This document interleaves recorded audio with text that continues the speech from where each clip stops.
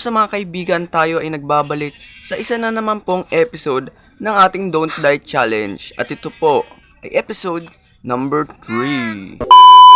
So kung makikita nyo ay nag-organize po ako ng aking mga chests dito. At nandito na lang mga item ko dito, ang mga iron, coal, hiwa-hiwalay po lahat yan. Nandito na yung mga ibang item ko. Ipag-sort ko na lang po yan. Hindi siya automatically pero goods na po. Kung makikita nyo yung hearts ko dito sa gilid, hardcore hearts. Naglagay po ako ngayon ng mod dito sa aking world na pag na-divs tayo, di-delete na talaga yung world. Hindi ko na to malalaro. Spectate na lang or delete. So, ganun siya. At nakapag-design na pala ako dito ng aking room of cam. Yan, meron tayong TV dito. At dito may mini computer tayo. Hindi ko pa nalalagyan ng parang dito parang mouse tapos wala pa akong keyboard. So ito na yung mismong set ng aking room. At pag pupunta tayo sa second floor, meron akong nilagay doon na dividers. Yun yung magiging hatian or yung paghahati ko para ayos na yung or ready na tayo mag-interior dito sa ating base. At kung makita nyo, hardcore hearts na yan. Kaya pag namatay ako off cam or hindi sinasadyan kung saan nalaglag, ganon. At pag namatay ako, ipapakita ko sa inyo yon na deads na talaga yung at matatapos na talaga itong world na to. So mag-iingat na talaga ako sobra ngayon dahil nga ito ay hardcore hearts na talaga. So hard na talaga siya. Mas mahirap pa sa mahirap, kaya nilagay ko yung mod na to dahil nakita ko siya sa Chrome. Kung gusto nyo, search na lang sa Chrome or sa may Google Play Store. Yon. Doon kayo makakapag-download nun. So, luto muna tayo ng pagkain natin. So, ang gagawin natin ngayon, kukuha tayo ng diamonds. At magkakaroon dapat tayo ngayon na enchantment table. Ay, hindi diamonds pala ang kukunin ko, Port. Ay, hindi tama. Diamonds, armor, and diamond tools. So, yung nasa taas, meron ng tatlong hati doon. Isang enchantment room, tapos isang, di ko pa alam, tapos yung isa, puro crafting. Andun yung mga crafting table, andun yung mga smithing table, mga loom. Doon ko siya ipaglalagay. So, eto, meron pala akong food dito.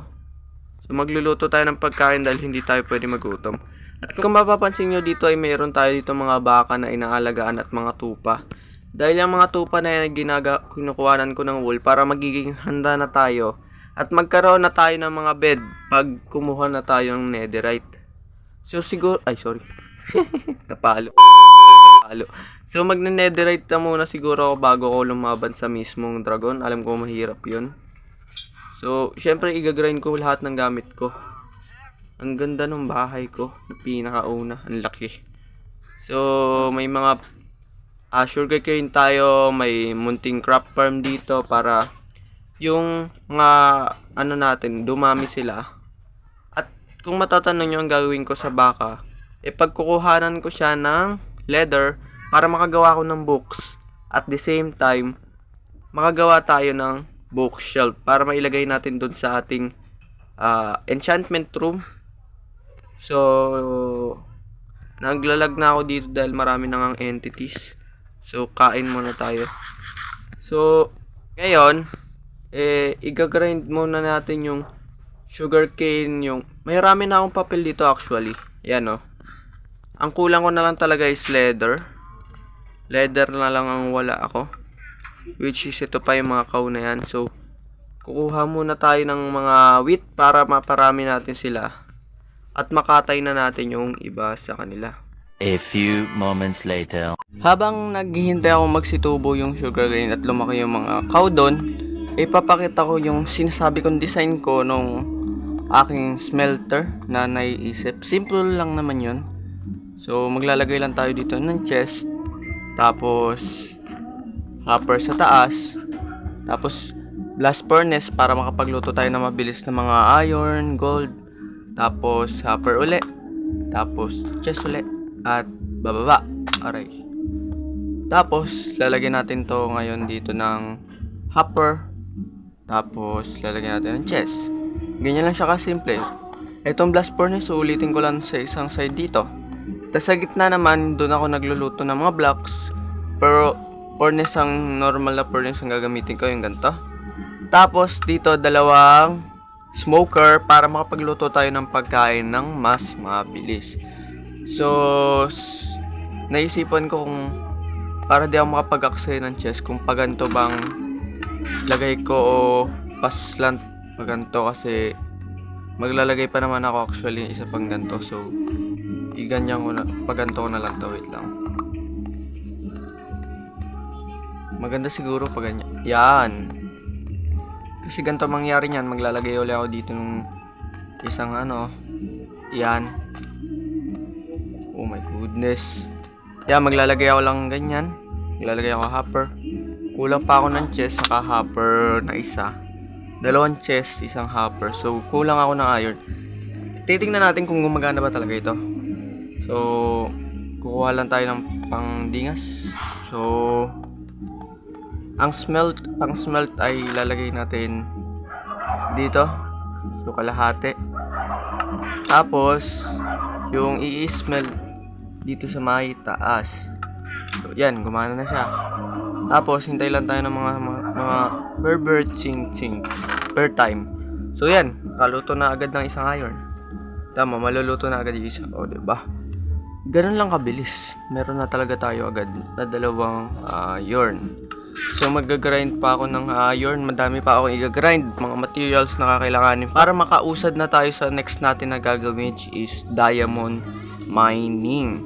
So, siguro, maghahanap ako ng cave na pagkukuhanan ko ng iron at titingnan ko kung may diamond na rin.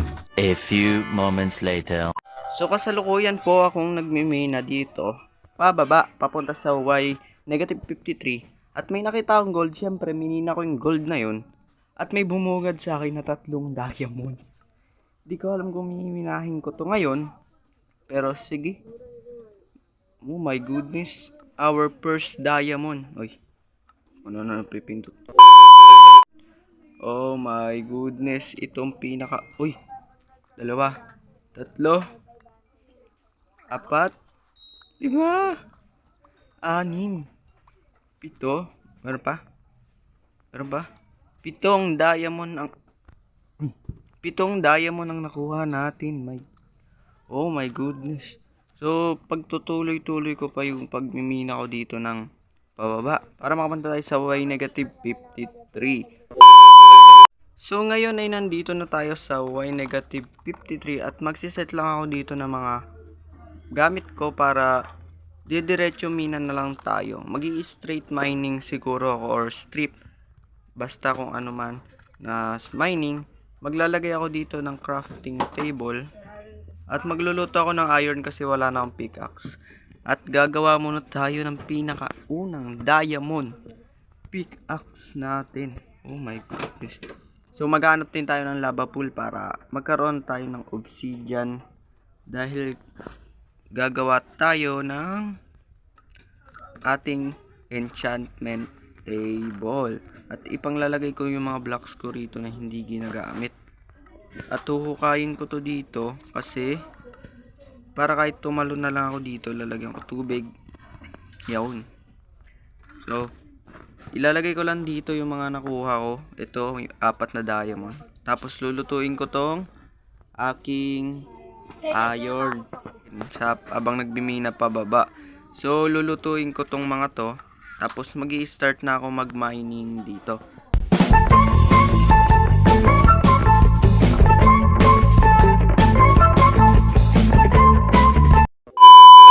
So, umakyat muna ako dito sa may aking base.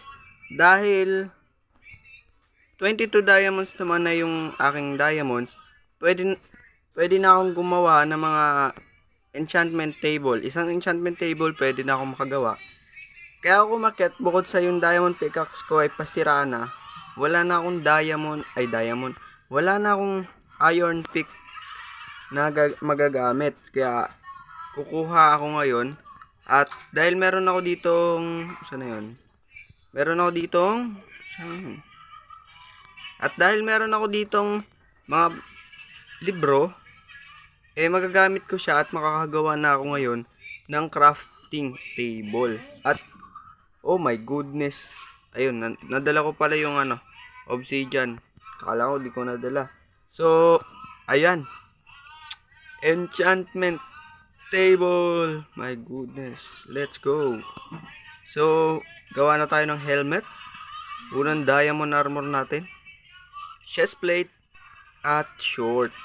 Yun. So, 4 na diamonds. Bali, 4 plus 3 plus 3 plus 4. 10. Mga 10 diamond pa ang kailangan ko para makompleto na natin yung mga tools natin and armor na kakailanganin natin sa pagbibuild. Ay, mga gamit natin para mapalakas tayo. So, ngayon meron na tayong chest plate, leggings, at helmet. So, ilalagay muna natin siya dyan. Hindi ko muna siya susuotin. Kasi magmimina pa ako off-cam sa may baba. Dahil nagugutom din ako, mag-ano din ako ng pagkain. So, pupunta ako ngayon dito. Yan, natakpan ko na yan. Kung makikita nyo naman. Natakpan na yan. Tapos, dito ay maglalagay ako ng enchantment table. So, gigitnaan ko. Wait lang.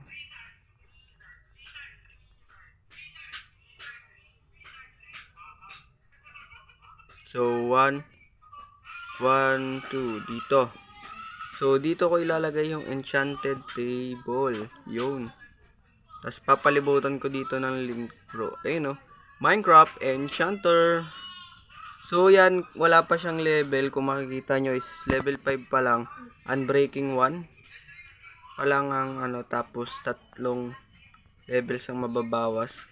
So, kukuha pa tayo ng mga libro o gagawa pa tayo ng mga libro para makompleto natin yung level 30 na enchantment. Para magkaroon tayo ng malakas na enchantment. Siguro mag-i-enchant ako mga next episode. So, pagkakatayin ko muna to mga dito, titira dito.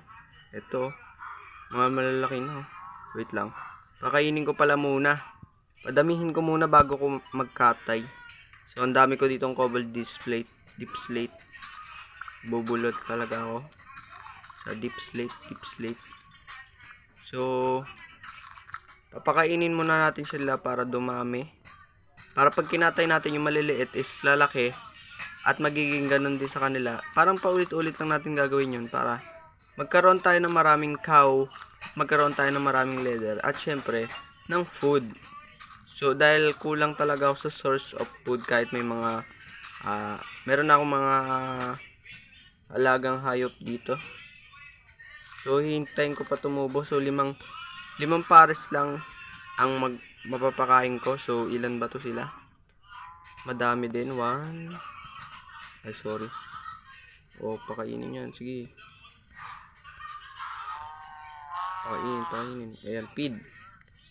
Let's feed. Ano ba meaning ng feed? Di ko alam. So, yan. Pwede na yan. So, meron na yan sila na mga anak. Pwede ko na silang pagkakakatayin.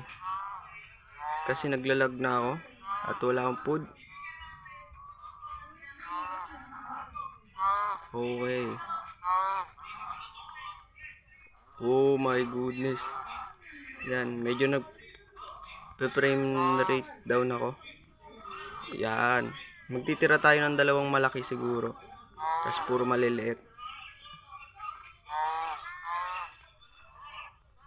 Yun. Okay. 2 ay. 3 pa pala kayo. Okay. Yan. 2 malaking cow. Tapos puro maliliit na. So, para yung 2 malaki, kahit hindi pa lumalaki itong 4 ay 5. Mapapakain pa rin natin at magkakaroon pa tayo ng pang-6 na cow. So, lulutuin ko yung pagkain para hindi na ako mahirapan mamaya. Kasi, lagi talaga nagugutom yung karakter ko. Kanina nga, muntikan ako ma-deads. Buti may rotten flesh akong dala. Rotten flesh ang nagselba sa akin. So, craft na natin yung books and ano pa ba kailangan? Kahoy, may kahoy naman na tayo dito, spruce. Tapos, ito. Yan. So, gagawa tayo ng mga books. So, ang kailangan lang ata doon na books is 1, 2, 3, 6, 9, 11 siguro na bookshelf. So, gagawin ko tong lahat na book para magkaroon tayo ng madaming bookshelves. So, yung pinalano kong design lagpas na sa once takata na bookshelf ang nagamit ko dun. So, 2, 3, 4, 5, 6, 7. Okay. 8 bookshelf lang ang magagawa. So, pwede na to. 8 bookshelves. Yung lama ba naglalabas ng leather? Tignan ko nga. Naglalabas ba kayo ng leather? Leather. Give me leather. Ayun! May leather. May silbi pala itong mga lamas na to. Okay, boss. Lamas. Okay. So, may 2 books na ulit tayong magagawa. At makakagawa pa tayo ng pang-siyam na bookshelves. So, gawa tayo libro. 2. O kahit pangatlo lang eh. O, diba? Meron na tayong 9 na bookshelf. Kulang na tayo ng 4 o 3. So, try natin to ilagay doon. Titingnan ko kung ilang levels na. So, gagawa rin siguro akong mob farm. Next episode siguro. Gagawan ko ng mob farm dito sa aking base. Syempre, didisyanan ko rin para hindi naman magpangit tignan. So, 3 dito. Tapos, 3 dito. Ay, mali. Mali ako nang lagay. Tapos, 3 dito. O, di ba mali yung lagay ko? Ano yun? So, ililipat natin yan dito. Yun. So, anong level na to? 18. Okay, 18. Level 18. Pwede na din. So, i-enchant ko muna tong pickaxe ko na gagawa muna ako ng iron na pickaxe. Tapos, i-enchant ko siya ng unbreaking na nakita ko kanina. Para kahit paano may enchant yung natin at hindi agad masisira yung ating iron pickaxe. Siguro iron pickaxe saka pickaxe ng diamond. Itong diamond ko na gamit. So yung dalawang iron ko pala ay nandun sa aking item sa furnace ko. Sa aking furnace. Ito. So hindi ko pa siya nagagawa kasi wala talaga akong iron. Oh. Ito yung coal. Oh. Ay, mali. So, magbimina pa ako ng mga diamond off-cam. Luto na ba yung pagkain ko? Luto. Hindi pa luto. So, craft tayo ngayon ng stick. Tapos, ilapag muna natin dito yung mga papel. Ang lakas ng inventory. Sakop. Tapos, craft na tayo ngayon ng ano ba yung craft? Pickaxe. Tapos, tulog tayo dahil night na. Delikado. Baka mamaya may manggulat na creeper sa atin. Hilig pa naman ang creeper manggulat. Lalo na yung edge, kunyari, nasa loob ka, tapos may pinto, kagaya nyan. Tapos nandito ka. Hindi mo alam may creeper doon. Tapos, pumunta ka dito. Ayun, nasabugan ka na. Oh my goodness. So, sleep. Okay. So, sa hardcore na to, pinaplanong makaabot talaga ako sa episode 20. At sana makaabot ako, lagpas pa man. Sana. Kasi, hindi ko kaya pag na-dead agad ako dito ng mga nasa episode 3. So, episode 3 tayo ngayon. Sana umabot pa tayo ng 10 or sana 20 episode. Makaabot tayo. So, dito inaayos ko pa din dito. Kulang pa ako ng item frame kasi nagkukulang talaga ako sa may pagdating sa iron saka leather. Yun talaga yung kulang ko. So, akit tayo dito sa second floor. sa pansamantalang enchantment room. Unang paggamit natin dito, syempre magsasayang tayo ng XP. So maglalagay ako dito ng lapis, tapos lalagyan ko ng pickaxe and breaking 3 and breaking 2. Ito nga breaking 3 na to, sigurado ako nag-iisa lang. Yun, pwede na rin efficiency. Itong diamond ko, lagyan ko ng unbreaking. Huh? What? Efficiency? Hindi ko naman kailangan ng efficiency. Ay! Nako. Efficiency 2 ang nakuha. Pwede na yan. So, 11. Ito unbreaking.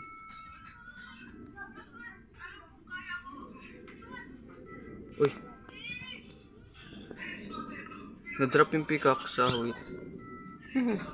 So, magmimina-mina muna ako sa ilalim. Dahil may food naman na ako. At update ko kayo pag kompleto na yung mga items or materials. Or pag kompleto na yung aking mga accessories. Yung mga gamit ko. Yung mga pamina. Ito. So, hindi ko muna siya i-enchant this episode. So, focus lang tayo sa pag-interior enchantments. Ay, tools and diamond tools. Ganyan siya itsura niya. Pinabala ko pang lagyan to ng glass dito para medyo maayos naman tignan pag nasa labas. So, update ko na lang kayo pag mayroon akong 10 diamond. A few moments later. Oh my goodness. Bigla akong na-deads. Nalaglag ako guys. Kala ko yung tatalungan ko, nandun pa yung tubig. Dito na po nagtatapos ang episode 3. Maraming salamat sa panonood. Bigyan nyo naman ng like to dahil ito na yung... And sabi ko pa naman hanggang 20 episode, bakit na din sagad?